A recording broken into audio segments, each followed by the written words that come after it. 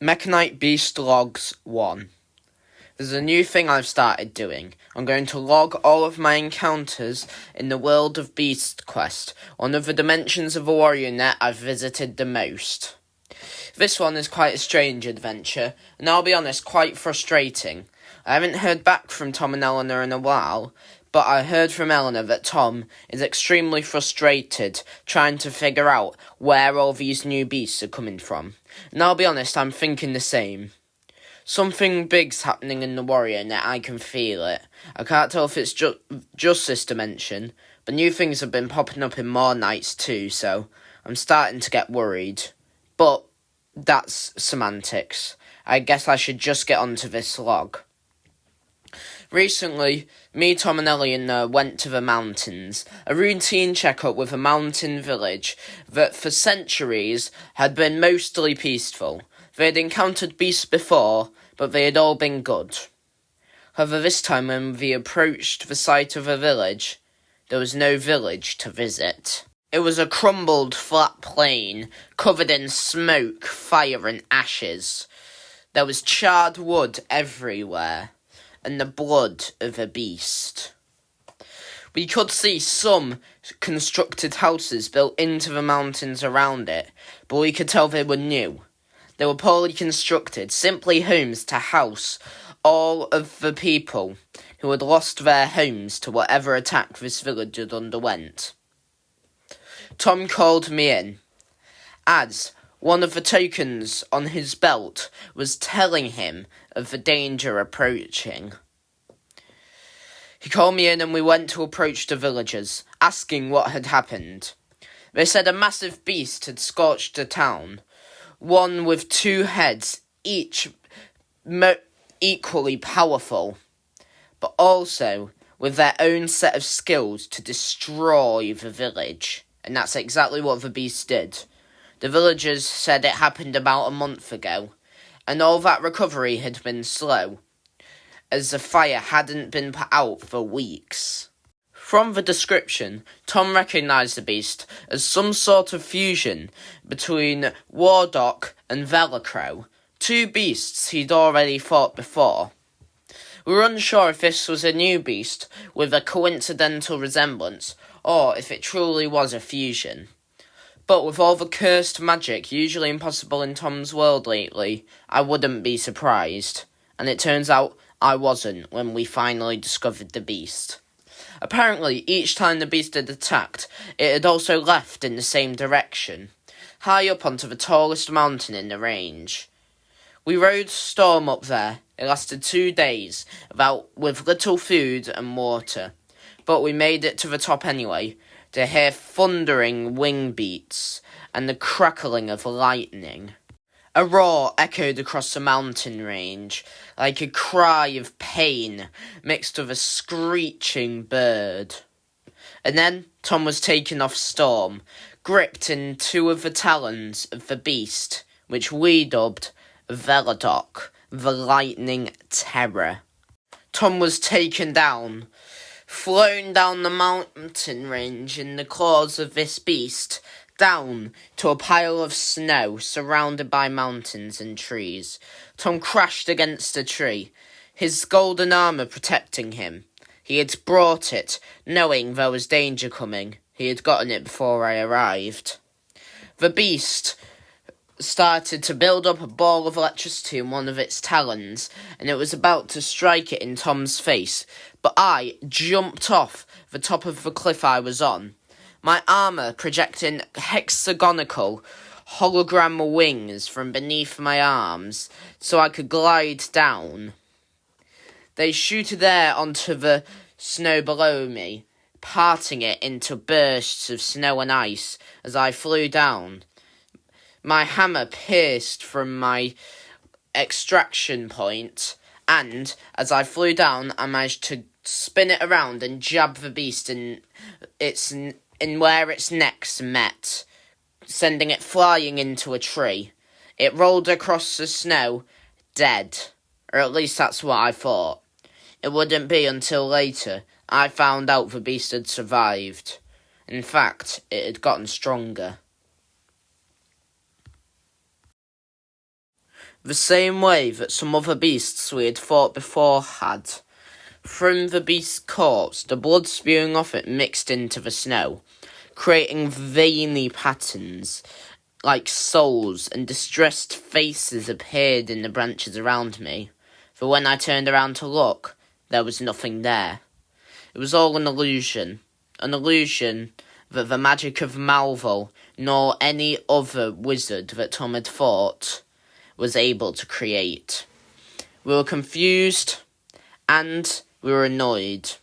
We didn't know how to take down this beast, until we all saw images flash through our head, burning through our minds. We felt a tingling sensation, then one of pure pain, as it pulsed through our heads. Our hair stood on end. There was another beast, another fused one at that. Something about this beast's dark magical blood had awakened the realization in us. We got on Storm and we rode to fight it, not knowing if it had already destroyed a village like this beast already had.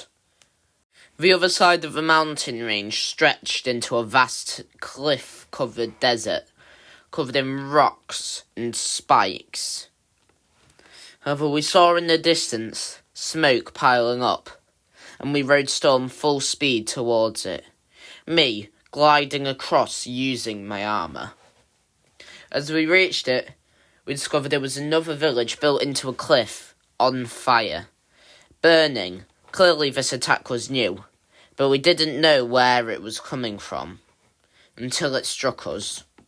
A fusion of Tacron, a deformed cactus beast Tom had fought once before, and Yakorix, which was known as the Ice Bear, burst out from the cliff, sending spikes of ice towards us, and flames. As it exploded, rocks rained down on us. Tom blocked most of them with his shield, and I managed to shoot the ones coming directly towards me. I instantly flung myself off the ground, swinging my hammer back to crash it against this beast's face, but he caught it in his hand, and he threw me aside into a building. I crashed through too before stopping in the sandy desert, glass forming around me from my overheating armour.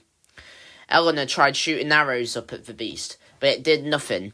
They went straight through his cactus flesh and out the other side, spikes falling from it. As the space around us froze more and more, Storm had to run away, and Tom got them to a safe place, whilst I ran at the beast again. I climbed up the side of the wall, using my momentum to stay on there, and then I jumped off again, straight at the beast's face. I threw a ball of fire at it, but it blocked it with its cactus flesh, burning it, but it was clearly regrowing, and then he flung shards of ice at me. But I shot lightning bolts at them. They pierced through and shot at the beast, scarring it, and it roared out in pain. But that roar sent a beam of ice across the village, destroying more and more. I was about to jump down and help the villagers, until I saw Eleanor below. She clearly had this handled, and if I didn't take out the beast, then more people would be in danger. I tricked the beast by using a shockwave from my boots to look like I was going down, but I grabbed onto the beast's stomach, ripping it apart with knives that extended from my gauntlets. The beast was in pain again, and it fell back, destroying a group of buildings. As I ran up its back, I saved a bunch of people and threw them off into the sand below.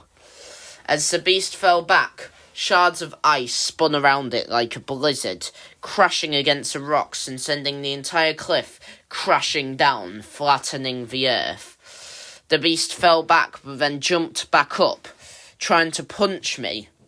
It hit, and I was sent back into the desert again. My chest plate clearly frozen and overheating at the same time.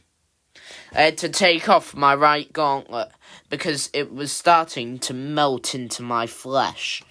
We obviously didn't want that to happen, but the beast jumped at me again, running at me, claws outstretched, ice spewing from its mouth. That was when I heard it, an echoing sound across the desert, like a screeching call for help. Velodoc, the lightning terror, crashed in to the cactus bear, sending it rolling to the ground, lightning sparking from where it had pierced the clouds. Me and Tom have theories about why it did this, but I think our most prevalent one is that the beasts fused together just didn't work. Some obviously did. However, over time, the beasts were set apart from each other. Their personalities too different to create a purely controllable beast. And seeing as we found other magic like it in the environment, we can tell it's dark magic that doesn't care if it works for the beast it matters for. And considering how dangerous it is, we think it reverted the beasts into their primal instincts. As they fought, destroying the entire village, we saved the villagers and left them there, knowing that over time they'll become wild beasts and one would kill the other. We would go back for them, but first we had to get these villagers to safety. And that was when it happened. I was struck by lightning, one from the clouds with the same veiny pattern on it.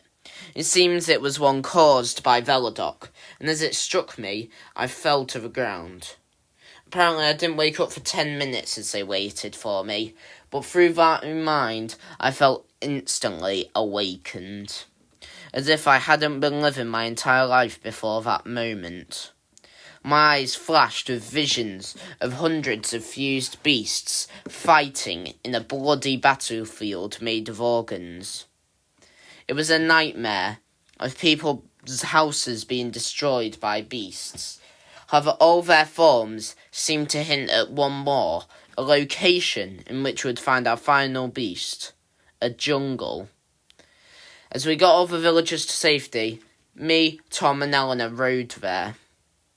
I could hear the beast's voice in my head, urging me for the battle. Its name was Selachron, and it was a fusion of Tikron, the jungle beast, and Selachara, the monster of the depths. As we reached the jungle, we realised there was no village in sight. Strange, as all these fused beast behaviours seemed to be killing as many people as possible. Me, Tom and Eleanor have all been trying to find the culprit that created these amalgams, but we've had no luck. It seems that no one had the access to this type of power, and we're starting to think it might have been someone from a different dimension. But again, that's semantics. If we're talking about the beast, it didn't matter where it came from, because it was first none the same. As we reached an open clearing of water, the beast jumped out, crashing through swamp trees. As it tried to eat Tom whole, Tom flung his shield up to block the bite, but the beast simply crashed into the muddy ground, swimming through it and back into the water, its tail whipping me as it did. It almost broke my armour and it dug deep into my flesh. I was bleeding, so I went back to try and grab some leaves to bandage it and slow the bleeding, whilst Tom fought the beast with Eleanor. As the beast swam around the water, Tom jumped in as it flung at him again. Swiping its claw at him, Tom dug his sword deep into the beast's third flesh. The beast shrieked out in pain, and the way that Tikron had its voice echoed through the jungle, piercing Tom's eardrums so much he held them, making him fall off into the water. The beast swung again, using his tail as a whip, but Tom used his shield to block it. It crashed against his shield, splintering it and cracking it. Tom grabbed his sword, and as the beast charged at him again, he managed to stab it in the neck. As the beast shrieked once more, its face deformed and shape-shifted, transforming into that of an amalgamous mess of flesh and bones. But then it simply parted into red dust, spreading in a veiny pattern throughout the water, and the beast was finally dead. We'll go back and fight the other beast soon, but for now, we're just glad that this mission is over.